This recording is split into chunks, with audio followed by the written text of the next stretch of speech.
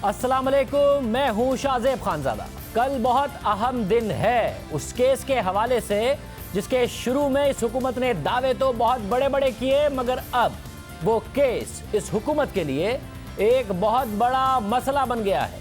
Rana Sanaullah case की कल समाअत होगी, ट्रायल शुरू होगा या नहीं, सबके जहनों में ये सवाल उठ रहा है, क्योंकि हुकूमत का दावा है कि जब ट्रायल शुरू होगा तो शवाहिद सामने आएंगे, मगर राना सनाउल्लाह चाहते हैं कि पहले ये इंक्वायरी हो, क्योंकि उन्हें लगता है कि मातहत अदालत से उन्हें इंसाफ नहीं मिलेगा। ये तारीख है कि एएनएफ कवानीन की वजह से मुल्जिम को सज़ा मिलती रही है, मगर ये भी हकीकत है कि आला अदालतों ने मातहत अदालतों के फैसलों को कलअदम करार दिया है। इसलिए कल का दिन अहम होगा। टॉक शोज में इस केस पर बात हुई, ये मामला असेंबली तक पहुंचा, प्रेस कॉन्फ्रेंसेज हुई, इल्जामात लगे, जवाबी इल्जामात लगे, और फिर गुज़िश्ता दिनों राना सनाउल्लाह और शहरियार आफरीदी असेंबली में आमने सामने आए, मगर अब ट्रायल होना है। इस समाअत के हवाले से वफाकी वजीर मुमलिकत शहरियार आफरीदी ने राना सनाउल्लाह को चैलेंज किया हुआ है, कल की तारीख देकर चैलेंज किया हुआ है कि राना सनाउल्लाह ट्रायल शुरू होने दें। हुकूमत ये चाहती है कि ट्रायल शुरू हो, क्योंकि इंसदाद मंशियात के कवानीन राना सनाउल्लाह पर भी बड़ी जिम्मेदारी डालते हैं कि वो ये साबित करें कि बरामद की गई मंशियात से उनका कोई ताल्लुक नहीं, मगर आला अदालतों के मातहत अदालतों पर फैसले इस ये जो जिम्मेदारी है इस पर सवाल उठाते हैं, और कलअदम भी करार दिए गए हैं जो हम आपके सामने रखेंगे। हुकूमत और एएनएफ का दावा है कि राना सनाउल्लाह अदालत में सबूत दें, ट्रायल शुरू होने दें तो अदालत में दूध का दूध पानी का पानी हो जाएगा। अब सवाल ये उठ रहा है कि इल्जाम साबित कौन करेगा, बारे सबूत कल किस पर होगा, क्योंकि डीजी एएनएफ कह चुके हैं कि राना सनाउल्लाह सबूत अदालत में पेश करें, जिसके जवाब में राना सनाउल्लाह ने सवाल उठा दिया है कि डीजी एएनएफ किस अदालत से रुजू करने का कह रहे हैं, जिसे व्हाट्सएप पर तब्दील कर सकते हैं उसका कह रहे हैं। राना सनाउल्लाह का कहना था कि इस केस में हुकूमत और एएनएफ के खिलाफ मुद्दई है, इसलिए उन्होंने गैर जानिबदार तहकीकात के लिए जुडिशल कमीशन या पार्लिमानी कमेटी बनाने की तजवीज़ दी है, क्योंकि हुकूमत और एएनएफ दोनों ही उनके खिलाफ मुद्दई हैं। डीजी एएनएफ साहब फरमा रहे हैं कि जी आप अदालत से रजू करें, तो किस अदालत से रजू करें जिसे आप व्हाट्सएप के ऊपर चेंज कर सकते हैं। ये केस जो है ये case of no evidence, no inquiry, no investigation. इस केस में कोई इंडिपेंडेंट विटनेस नहीं है, कोई इंडिपेंडेंट एविडेंस नहीं है, कोई साइंटिफिक एविडेंस जिस तरह से वीडियो है वो नहीं है। उसके बाद इस केस में कोई इंक्वायरी नहीं हुई, इस केस में कोई इन्वेस्टिगेशन नहीं हुई। ये बात राना सनाउल्लाह ने डीजी एएनएफ की उस गुफ्तगू के जवाब में कही जो उन्होंने नुमाइंदा जियो न्यूज़ एजाज सैयद से की थी। आज तो किसी बंदे ने ये कहा है कि अदालत में या बाहर निकल के सरेआम कत्ल करके पकड़े जाने वाले आदमी ने कभी ये कहा है कि मैं मुजरिम। लेकिन सर उसकी फुटेज आप लोगों ने कहा था कि देंगे, वो फुटेज नहीं निकली। जो बात कर रहे हैं उसका जवाब सुनने से पहले आज तक वो बंदा जो पकड़ा गया उसने ये कभी कहा है कि मैं मुजरिम। और फिर एंटी नारकोटिक्स फोर्स ने लाहौर हाई कोर्ट की जानिब से राना सनाउल्लाह की जमानत के फैसले के खिलाफ सुप्रीम कोर्ट से भी रुजू कर लिया। एएनएफ की दरख्वास्त में मौक़िफ़ अख्तियार किया गया है कि लाहौर हाई कोर्ट ने राना सनाउल्लाह को जमानत देने के फैसले में हक़ाइक़ का दुरुस्त जायजा नहीं लिया, इसलिए उनकी जमानत का फैसला कलअदम करार दिया जाए। कानून के तकाजे पूरे करने के लिए राना सनाउल्लाह की गिरफ्तारी दरकार है, इसलिए राना सनाउल्लाह को वापस एएनएफ के हवाले किया जाए। अब अहम बात यह है कि लाहौर हाई कोर्ट ने 23 दिसंबर को राना सनाउल्लाह को जमानत पर रिहा करने का हुक्म दिया था, और अपने तफसीली फैसले में एएनएफ की जानिब से मंशियात नेटवर्क का पता चलाने के लिए मुल्जिम का जिस्मानी रिमांड ना लेने, मौके पर रिकवरी मेमो ना बनाने समेत दीगर अहम कानूनी नकात उठाए थे, और जमानत के फैसले में सियासी इंतकाम की भी बात की थी। इस फैसले के खिलाफ एएनएफ ने सुप्रीम कोर्ट से रुजू कर लिया है, और एएनएफ चाहती है कि राना सनाउल्लाह को दोबारा गिरफ्तार किया जाए, हालांकि जब गिरफ्तार हुए तो रिमांड नहीं लिया था। अब एक तरफ डीजी एएनएफ राना सनाउल्लाह को अपनी बेगुनाही के सबूत देने का, अदालत में देने का कह रहे हैं, फुटेज का वो जवाब नहीं दे रहे हैं, जबकि राना सनाउल्लाह का कहना है कि मंशियात बरामदगी की कोई फुटेज नहीं है, उनके खिलाफ जो सबूत मौजूद हैं वो एएनएफ के अपने गवाह हैं, उनकी अपनी डाली गई हेरोइन है, उनसे मौके पर कुछ बरामद नहीं किया गया। जनाब स्पीकर, चलान तो पेश हो चुका है, उसमें अब 15 किलो हीरोइन जो है वो इन्होंने अपने गोदाम से डाली है। वो बिल्कुल, मैं भी मानता हूं कि वो बिल्कुल खालिस होगी, उसकी केमिकल रिपोर्ट जो है वो बिल्कुल ठीक आएगी। उसके अलावा एक असिस्टेंट डायरेक्टर और एक इंस्पेक्टर जो है वो गवाह हैं। इसके अलावा वहां पे कोई एविडेंस नहीं है। फुटेज 1 मिनट की जो है वो दी गई है जब मेरी गाड़ी 3:19 पे टूल प्लाजा जो है वो क्रॉस कर रही है। ये टोटल जो है वहां पे जो है वो एविडेंस है। वो बाद में जो स्टोरी बयान की गई, जो हमने रोका, फिर हमने नाम पूछे, फिर हमने नाम लिखे, फिर हमने जनाब कहा कि जी आपके पास जो है वो ड्रग्स हैं, फिर उन्होंने जनाब वो बैग खोला, ये किया वो किया, वो सारी वो कहानी है जो बाद में जो है वो कंकॉक्टेड है। अब दिलचस्प बात यह है कि शहरियार आफरीदी, जिन्होंने खुद सबसे पहले राना सनाउल्लाह के खिलाफ फुटेज होने की बात की थी, मगर वो खुद अब इस मामले में दिफाई पोजीशन ले रहे हैं। 3 दिन पहले उन्होंने कौमी असेंबली में खिताब करते हुए कहा था कि फुटेज तो अयान अली और राना मशहूद की भी थी, लेकिन कुछ साबित नहीं हुआ। और ये बात उन्होंने राना सनाउल्लाह के जवाब में कही कि जिस फुटेज की आप जिक्र करते थे वो फुटेज कहाँ है, तो बजाय इसकी कि फुटेज देते, उन्होंने क्या कहा जरा देखिए। वीडियो की बात की गई तो अयान अली के केस में भी वीडियो थी, राना मशरूद के केस में भी वीडियो थी, मॉडल टाउन के 79 लोगों को जब मारा गया तो वीडियो थी। इसी तरह मेरे फैसलाबाद से साबका मिनिस्टर आबिद शेर अली के वालिद साहब जब कह रहे थे कि 21 लोगों को इससे मारा, उस वक्त भी वीडियो थी, क्यों सजा नहीं मिली? आज सवाल यह है कि सुप्रीम कोर्ट के फैसले के मुताबिक वीडियो 20 से ज्यादा पॉइंट्स के बेस पे उसको एनालाइज किया जाता है, फिर उसके बाद देखा जाता है कि इसको इस्तेमाल किया जाए या ना किया जाए। माजी में शहरियार आफरीदी बार बार फुटेज होने का दावा करते रहे। अब राना सनाउल्लाह फुटेज मांग रहे हैं तो शहरियार आफरीदी कह रहे हैं कि माजी के केसेस में फुटेज होने के बावजूद क्या हुआ। शहरियार आफरीदी फुटेज से मुतालिक क्या कहते रहे, ये बता सकते। 3 हफ्ते राना सनाउल्लाह साहब की गाड़ी को, राना सनाउल्लाह साहब की मूवमेंट्स को हर लेवल पर ऑब्जर्व किया गया, गेज किया, उसकी फुटेजेस, तमाम तर चीजें हमारे पास मौजूद है। जब 3 हफ्ते तक उनको बाकायदा फॉलो किया गया, फुटेजेस हमारे पास सब कुछ अवेलेबल है। 3 हफ्ते तक कमोबेश राना सनाउल्लाह साहब की गाड़ी को हर शहर में फॉलो किया गया, उनकी फुटेजेस हैं, ये कैमरा फुटेजेस हैं। शहरियार अफरीदी के पास जो फुटेजेस, तमाम चीज़ें जो मुझे DGANF ने दिखाई, जो आके प्राइम मिनिस्टर को दिखाई, हम और फिर तमाम लेवल पर मैं एक बात कर रहा हूं कि मैंने जान अल्लाह को देनी है, इसमें कोई पर्सनल वेंडेटा नहीं है। फुटेज शहरियार आफरीदी ने देख ली, वजीर आजम को ले जाके दिखा दी, राना सनाउल्लाह असेंबली के फ्लोर पर कह रहे हैं तो दूसरे केसेस का हवाला दे रहे हैं कि उनमें फुटेज का क्या फ़ायदा हुआ। अहम बात यह है कि लाहौर हाई कोर्ट ने तफसीली फैसले में राना सनाउल्लाह के खिलाफ मौके पर की गई कार्रवाई और मौके पर ही रिकवरी मेमो ना बनाने पर भी सवाल उठाए थे। इस हवाले से फैसले में कहा गया है कि FIR और रिकॉर्ड पर मौजूद दस्तयाब मवाद के मुताबिक राना सनाउल्लाह की पेशगी आमद की इतला पर डिप्टी डायरेक्टर ANF अजीजुल्लाह की सरबराही में 21 रुकनी टीम तश्कील दी गई, जिन्होंने रावी टोल प्लाजा पर राना सनाउल्लाह और उनके गार्ड्स को रोककर उन्हें गैर मुसल्लह कर दिया।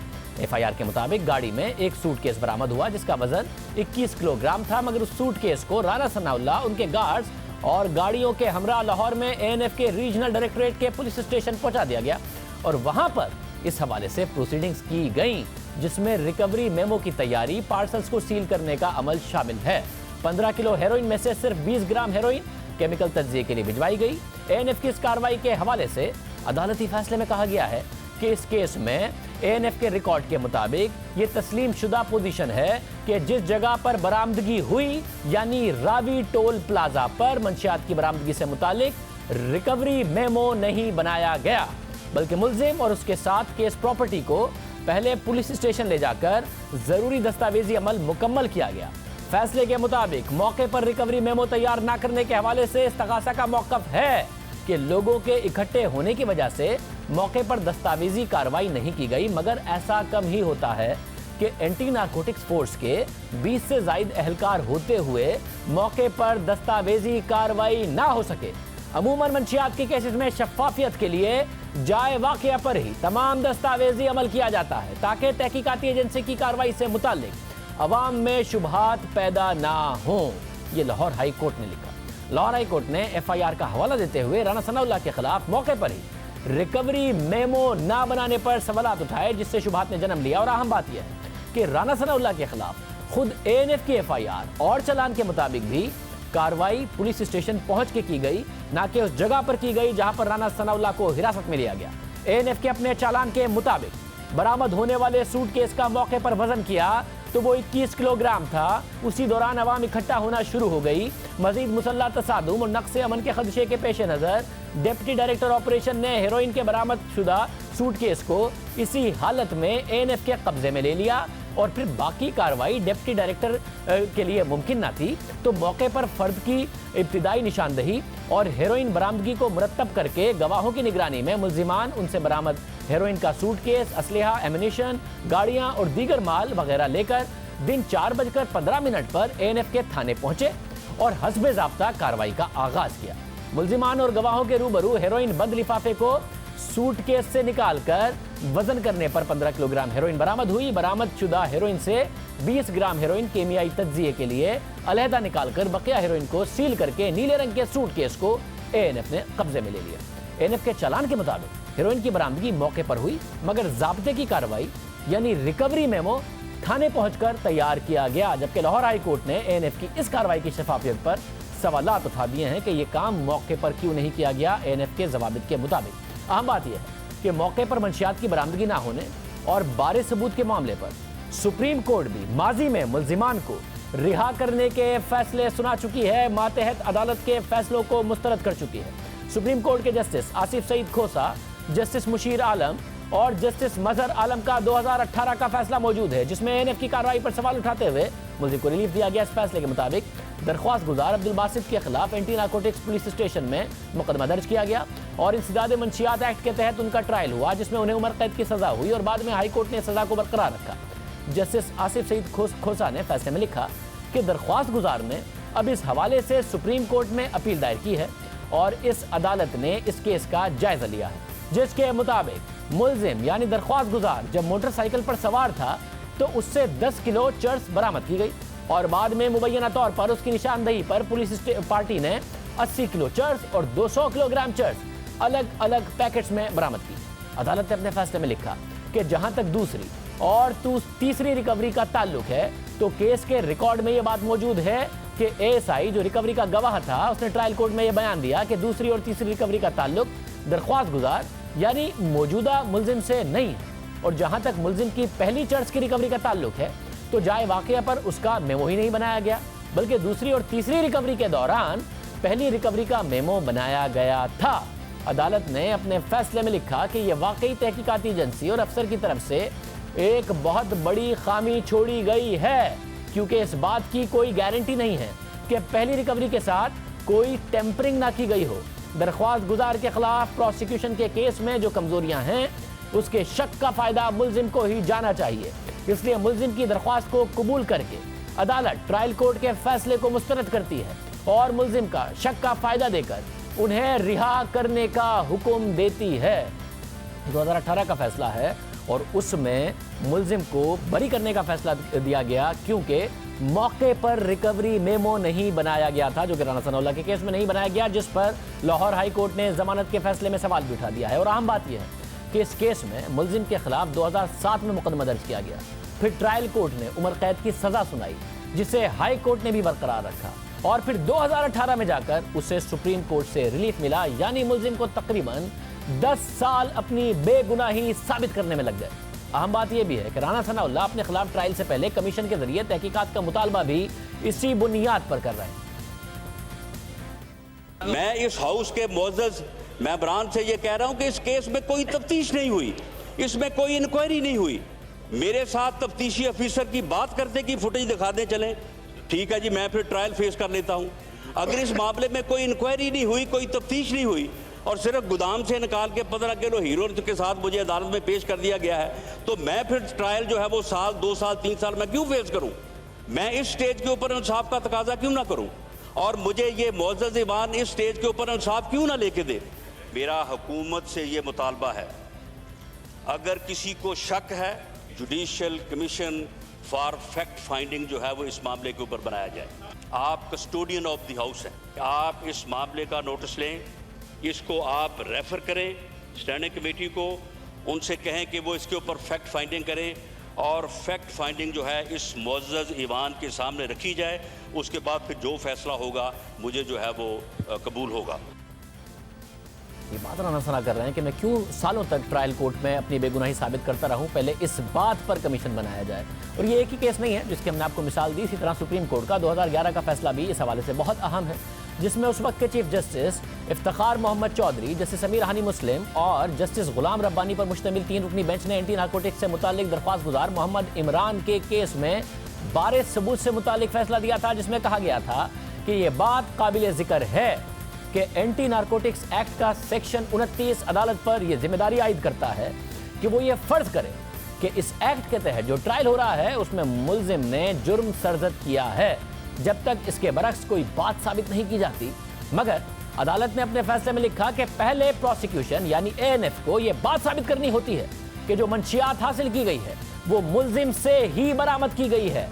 अदालत ने अपने फैसले में लिखा कि अगर प्रोसिक्यूशन ये साबित करती है कि मंशियात मुल्जिम के पास मौजूद थी और उसी से ही बरामद की गई है, तब जाकर मुल्जिम पर बारे सबूत मुंतकिल होता है कि वो साबित करे कि उसे मंशियात का इल्म ही नहीं था।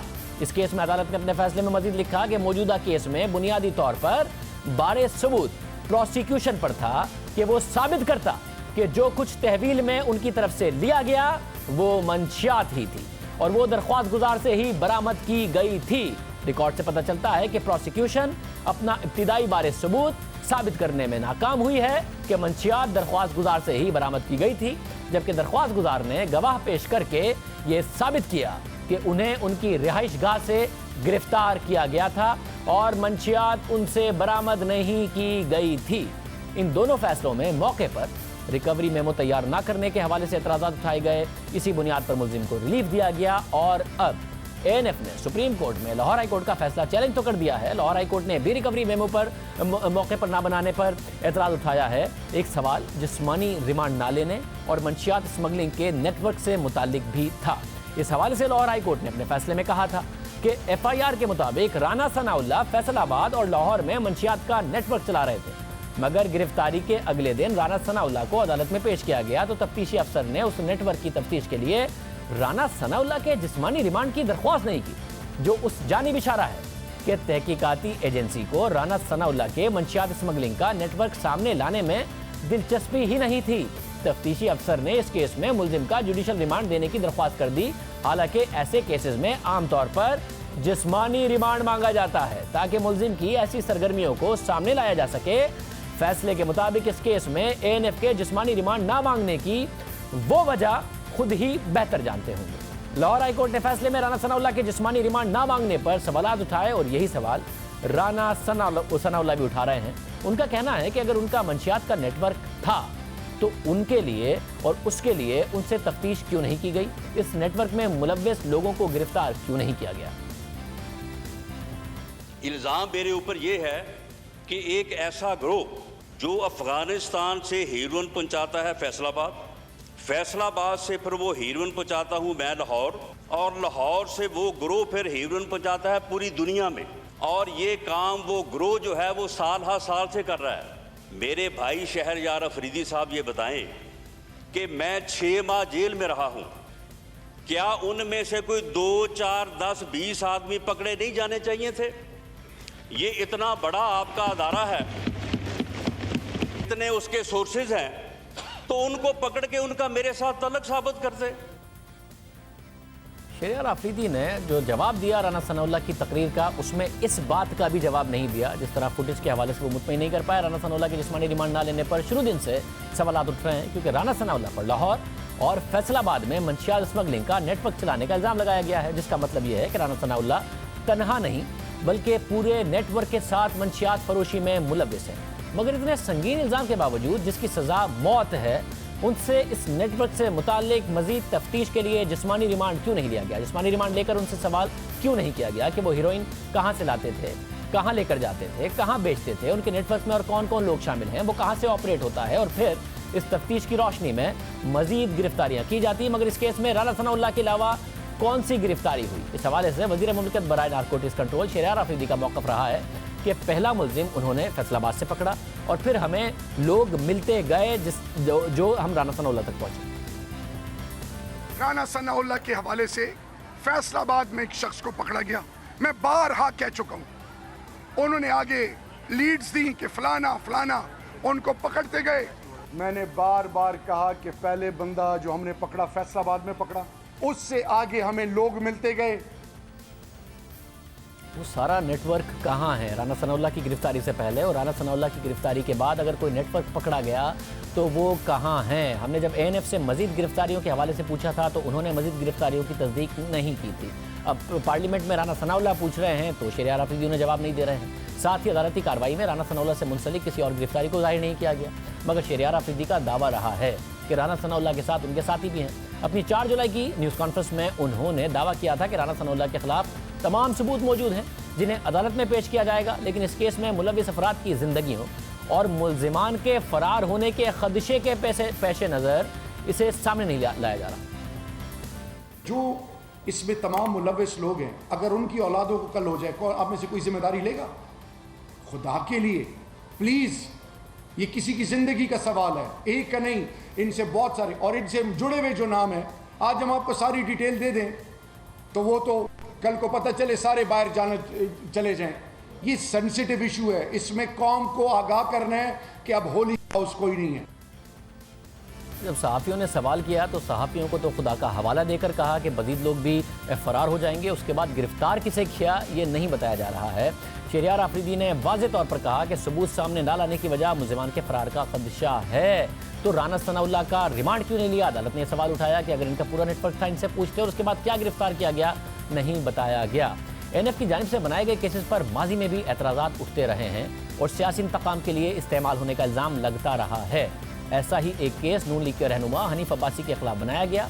एफेड्रीन केस है जिसने भी एएनएफ की कारकर्दगी पर सवालात उठाए थे, क्योंकि एफेड्रीन केस में 9 कंपनियों और कई मुल्जिमान पर एक जैसा इल्ज़ाम था, मगर सज़ा सिर्फ हनीफ अब्बासी को सुनाई गई, वो भी 2018 के इलेक्शन से सिर्फ 4 दिन पहले 21 जुलाई को रात 11 बजे ये सज़ा सुनाई गई। उस वक्त जब हनीफ अब्बासी शेख रशीद के मद्दे मुकाबिल इलेक्शन लड़ रहे थे और वो इमरान खान की नाअहली केस में का जो नाअहली केस था उसमें दरख्वास्त गुजार भी रहे थे। अब दिलचस्प बात यह है कि फैसले से एक दिन पहले यानी 20 जुलाई को हनीफ अब्बासी के वकील ने इंसदाद मंशियात की अदालत से दलाइल के लिए मजीद वक्त देने की दरख्वास्त की थी, मगर खुसूसी अदालत के जज ने कहा था कि मुझे तो 21 जुलाई को ही केस का फैसला देना है, मजीद वक्त नहीं दिया जा सकता। दलाइल सुनूंगा चाहे अगला दिन भी आ जाए और दलाइल सुनने के बाद चैम्बर में बैठकर फैसला लिखूंगा। और फिर अगले दिन अदालत ने कई घंटों की ताखीर के बाद इलेक्शन से चंद दिन पहले रात 11 बजे फैसला सुनाया और हनीफ अब्बासी को उम्र कैद की सज़ा सुनाई गई और उनके साथ शामिल तमाम 7 मुल्जिमान को शक का फ़ायदा देते हुए बरी कर दिया गया। मगर फिर बाद में इस फैसले के खिलाफ उन्होंने लाहौर हाई कोर्ट में अपील की, जिस पर गुज़िश्ता साल 11 अप्रैल को लाहौर हाई कोर्ट ने उनकी सज़ा मुअत्तल कर दी और फैसले में कहा था कि मुतल्लिका अदालत ने इस मुकदमे का फैसला सुनाते हुए हक़ाइक़ और कानूनी नकात को सामने नहीं रखा। मुतल्लिका अदालत के इस फैसले में बहुत से कानूनी नकाइस हैं, इसलिए हनीफ अब्बासी जमानत के हकदार हैं। इस फैसले के खिलाफ भी एएनएफ ने सुप्रीम कोर्ट में अपील दायर की हुई है, मगर इस फैसले के नतीजे में हनीफ अब्बासी इलेक्शन नहीं लड़ पाए और फिर जो भी मामला हुआ वो आप सब ने देखा। इससे सवाल बहरहाल उठते रहे। एक सवाल ये भी है कि वज़ीर आज़म इमरान खान जो अपोजिशन के खिलाफ हर केस की बात करते हैं, हर इल्ज़ाम की बात करते हैं, कुछ इल्ज़ामात खुद से भी लगा देते हैं। दिलचस्प बात है कि वज़ीर आज़म इमरान खान जो अपोजिशन के खिलाफ हर चीज़ पे बात करते हैं, उन्होंने आज तक राना सनाउल्लाह केस पर बात नहीं की है। राना सनाउल्लाह केस को एक दुरुस्त केस नहीं कहा है, हालांकि राना सनाउल्लाह के खिलाफ वो माजी में बहुत ज़्यादा तकारीर कर चुके हैं। हमारे साथ माहिर कानून और सुप्रीम कोर्ट बार के साबिक सदर रशीद रिजवी साहब मौजूद। रिजवी साहब बहुत शुक्रिया। ज़ाहिर है एएनएफ के कवानीन बड़े सख्त हैं, मगर बारे सबूत के हवाले से सुप्रीम कोर्ट के फैसले मौजूद हैं। अब 15 किलो हेरोइन पकड़ ली तो क्या बारे सबूत पूरा का पूरा ट्रायल में राना सना पर होगा या एएनएफ पर भी कुछ जिम्मेदारी है? देखें, बहुत से कवानीन में ये बात आ रही है लेजिस्लेशन में।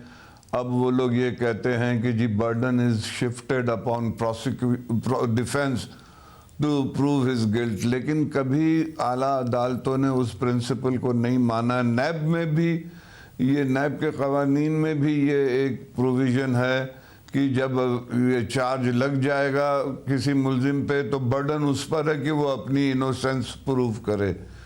तो उस पर सुप्रीम कोर्ट ने बारहा कहा है कि ये बर्डन डिस्चार्ज जब तक प्रोसिक्यूशन नहीं करेगी बर्डन शिफ्ट नहीं होगा कि उस पे टू प्रूव हिज इनोसेंस। तो ये तो इंटरनेशनली हर क्रिमिनल कोर्ट में दुनिया भर के ये प्रिंसिपल है कि बुनियादी तौर पे प्रोसिक्यूशन को जो है अपना बर्डन डिस्चार्ज करना पड़ता है, उन्हें साबित करना पड़ता है, और अगर केस प्राइमा फेशियाई बन जाता है तो फिर वो जाता है, बर्डन शिफ्ट होता है डिफेंस पे कि वो अपनी इनोसेंस प्रूव करे। तो इस किस्म के लॉ से कुछ नहीं होता है, और इस केस के तो बड़े स्पेशल सर्कमस्टांसेस हैं। एक एमएनए है, फॉर्मर प्रोविंस का लॉ मिनिस्टर है, आप 15 दिन से उसको चेज कर रहे हैं, इंटरनेशनली वो लिंक है, और उसके बाद आप इतने बड़े बड़े एरर कर रहे हैं, तो वो नाकाबिल माफ़ है। मैं समझता हूँ अदालतें उस चीज़ को इग्नोर नहीं कर सकती हैं। स्नैप चेकिंग का केस हो कि आपने रास्ते में किसी को रूटीन मैटर में तलाशियां ले रहे तो उसमें निकल आई तो और बात है, लेकिन यहाँ पे वो खुद कहते हैं कि हम 15 दिन से इनकी रिकी कर रहे थे, हम चेज कर रहे थे, हम इसको वॉच कर रहे थे। उसके बावजूद भी एक मजिस्ट्रेट को अपने साथ नहीं रखा उस दिन, जब उन्हें मालूम था कि इस रास्ते से राना सनाउल्लाह साहब गुजरेंगे, तो उसको हमें उनके पास ये हीरोइन है, हम इनको रिकवर करेंगे। ये चीज़ें मैं समझता हूँ केस को डाउटफुल कर देती हैं। मतलब ये आप ये कह रहे हैं कि जिस तरीके से आमतौर पर एएनएफ कार्रवाई करे या कोई दूसरा इदारा एयरपोर्ट पर कोई स्मगलिंग करते हुए उससे मंशियात पकड़ी जाए, या फिर नाका लगा हुआ था वहाँ से कोई गाड़ी गुजर रही थी उसमें मंशियात पकड़ी जाए, तो उससे ज़्यादा इस वक्त इस केस में बारे सबूत का मामला ज़्यादा है इस वक्त एएनएफ पर भी, क्योंकि ये ऐसा नहीं है कि अचानक एएनएफ ने पकड़ लिया। बाकायदा तौर पर शेरा राफजी साहब बता चुके हैं, हमारे पास फुटेज भी है जो दे नहीं रहे अब राना सनाउल्लाह के मांगने के बावजूद, कि उनको फॉलो किया गया, उन्हें पता था, बाकायदा तौर पर उनके खिलाफ कार्रवाई की गई। तो उस वक्त मेमो क्यों नहीं बनाया, सबूत तमाम चीज़ें क्यों नहीं ड्यू प्रोसेस के तहत की? जिम्मेदारी ज़्यादा है एएनएफ पर आम केसेस के मुकाबले में इस केस में, आप ये कह रहे हैं? बिल्कुल मैं समझता हूँ, इसीलिए मैंने इब्तिदा में कहा ये स्पेशल सर्कमस्टांसेस का केस है कि एक आप एमएनए को अवामी नुमाइंदे पे हाथ डाल रहे हैं, एक साबिक लॉ मिनिस्टर पे हाथ डाल रहे हैं, तो आपको सारी तैयारियां से और सारी कोशिश करनी चाहिए थी एएनएफ को कि जितनी भी इरेगुलरिटीज है उसको अवॉइड करें। लेकिन इसको तो जितना केयरलेसली इसकी इन्वेस्टिगेशन हुई है, समझ में नहीं आता क्या वजह है। अच्छा, मगर डीजी एएनएफ तो कह रहे हैं कि राना सनाउल्लाह अब साबित करें अदालत में, तो क्या राना सनाउल्लाह की जिम्मेदारी है वो अदालत में अपने आप को मासूम साबित करें? नहीं, बिल्कुल नहीं, बिल्कुल नहीं। सुप्रीम कोर्ट के फैसले कहते हैं कि जब तक प्रोसिक्यूशन अपना इनिशियल बर्डन डिस्चार्ज नहीं करेगी उस वक्त तक बर्डन शिफ्ट नहीं होगा डिफेंस पर। इस पे बड़ी नज़ीर है सुप्रीम कोर्ट की।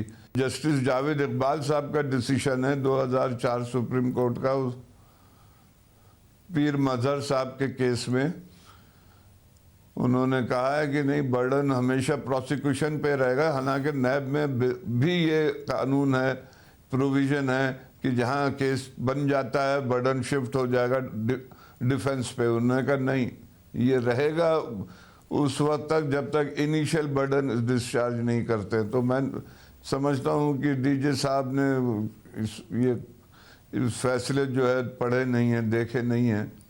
अरशद साहब ने बताएगा कि अब ज़ाहिर बार बार शेरा राफजी साहब बताते हैं कि जो एएनएफ है उनके जो अदालतों में कन्विक्शन रेट है वो कितना ज़्यादा है। ये नहीं बताते कि उनमें से कितने केसेस ऊपर की अदालतों में नहीं ठहर पाते और कलअदम करार दे दिए जाते हैं। इस केस में जो मामला हैं, आपको लगता है ये जो जब सुपीरियर कोर्ट में मामला जाएगा तभी राना सना को इंसाफ मिल सकता है? ये लूप होल्स ऐसे हैं जो ट्रायल कोर्ट की हद तक भी आपको नजर आ रहे हैं? बेसिकली तो बेशतर केसेस में शाहजेब लूप होल्स होते हैं, लेकिन अब हम देखते हैं नैब कोर्ट्स में, एएनएफ कोर्ट्स में, एंटी टेररिस्ट कोर्ट में अब वो एज ए पॉलिसी मैटर लोगों को कन्विक्ट करते हैं। और यही वजह है कि हाई कोर्ट और सुप्रीम कोर्ट में एक्विटल का रेट ज़्यादा है कि जब वो जाते हैं तो वो देखते हैं कि सेटल प्रिंसिपल ऑफ लॉ पर भी उनको अप्रिशिएट नहीं किया गया और मुलजिम को सज़ा दी गई है। आप देखें सुप्रीम कोर्ट और हाई कोर्ट के जो एक्विटल रेट्स हैं वो ज़्यादा हैं इसी वजह से कि हमारी इस वक्त ट्रायल कोर्ट जो एज ए पॉलिसी मैटर सजाएं दे रही हैं। बहुत शुक्रिया रशीद अजीज साहब हमारे साथ मौजूद थे। प्रोग्राम में एक ब्रेक शामिल करते हैं। अब पंजाब हुकूमत को खतरा इत्तेहादियों से नहीं है, तहरीक इंसाफ के अपने अंदर से आवाज़ें उठ रही हैं। मुश्किल वक्त है तहरीक इंसाफ के लिए, बात करेंगे एक ब्रेक के बाद।